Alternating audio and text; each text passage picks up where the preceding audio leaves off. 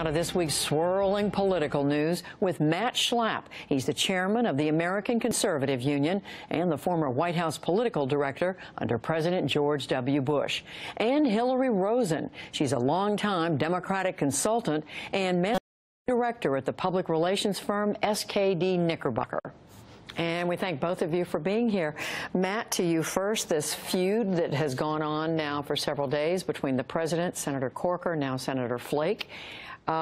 Is this helping the president? What is it doing for him, for the Republican Party? I don't think it's helping the president, although I do think there is a strong feeling within the Republican Party and the conservative base of the Republican Party that they really want their Republican leaders to fight back against the 8 years of the Obama agenda. It's one of the reasons they picked Donald Trump in the nominating process. But what you see with Corker and with Flake and with Susan Collins and with some of these other members, they were never for Trump. Some of them were never Trump. And after a year, that relationship has just not mended, and it's not going to mend. Hillary Rosen, how do you look at this? Well, I think that, the fact that they're both stepping down, I think, is actually a long-term victory for President Trump. My guess is they're going to be replaced by potentially, well, Arizona has a potential for a Democratic pickup, but, in Tennessee, by a senator who's probably going to be more loyal to President Trump. His problem, though, is short-term, which is over the next, year and a half, do they hurt his ability to get things through the Senate? And I think they do. So I think it was short-sighted to pick this fight as early as they did, and I think he's going to suffer for it on Capitol Hill. Matt, you can comment on that. I also want to ask you about what Congressman Charlie Dent said to me in that interview a few minutes ago, where, among other things, he said he thinks this has become too much about one man rather than about the Republican Party. He said there's this loyalty test, and he thinks the president or Steve Bannon are trying to remake the GOP into the image of Donald Trump. Presidents lead their parties. And when I was at the White House, one of the things I did is work with candidates like Charlie Dent. I consider Charlie Dent a friend. Charlie Dent is a moderate, and the party is dominated by conservatives. Moderates and conservatives have to learn to work together, and we have historically. But there's a new element of some of these more independent-minded people who also want to join our coalition. I'm all for it. And those people in the Republican Party who don't want to expand the party, they're making a huge mistake, because if you don't get the 51 in America, if you don't get a majority of the electoral votes in the presidential race, you don't win.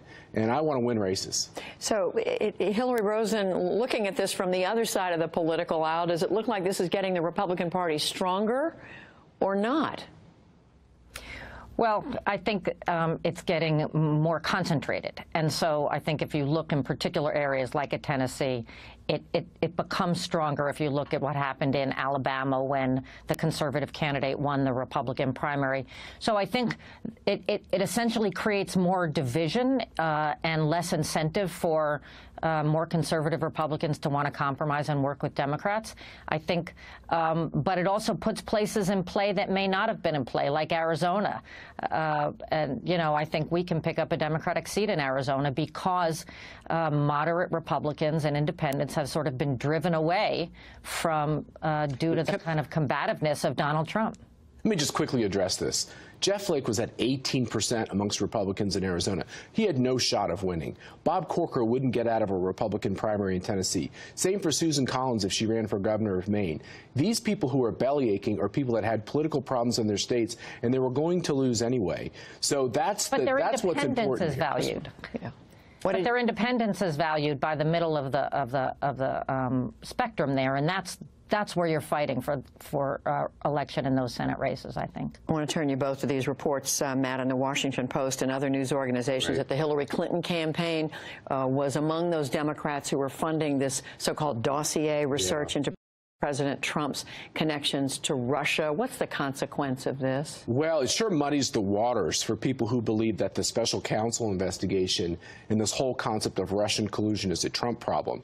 We now learn that one of the people running against Trump in the Republican primary started this process, somehow tipped off Hillary Clinton and the Democrats that they had worked on this dossier. $9 million funneled through this project and went to Vladimir Putin's some of his cronies. So literally you have Democratic money going to Vladimir Putin's cronies to try to harm Donald Trump. It seems like after all of this, The collusion that we know about it, if the Washington Post, the New York Times, and the Hill are right, is collusion with the Hillary campaign, which is just ironic, and that's why investigations go to interesting places. Hillary?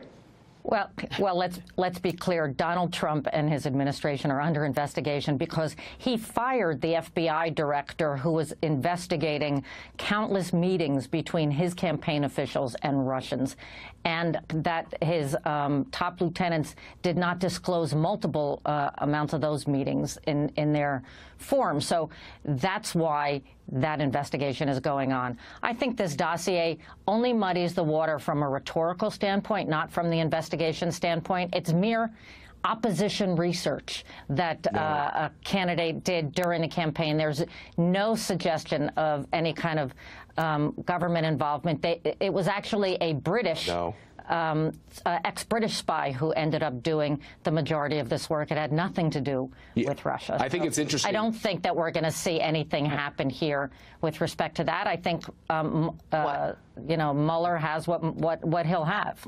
Look, I can be quick here. Hillary didn't refute anything I said. The money that actually went through this process to Vladimir Putin's cronies. And Jim Comey, as the FBI director, picked up this dossier process and did it under the auspices of the FBI as well. This is crummy, this stinks, and this looks bad for the Democrats. We started talking about one kind of feud. Now we're talking, now I want to ask you about this other feud the president's had, Matt, for the last more than a week with the Gold Star family. The president was asked about all this today as he got on a plane to go to Texas. Let's just quickly hear what he had to say.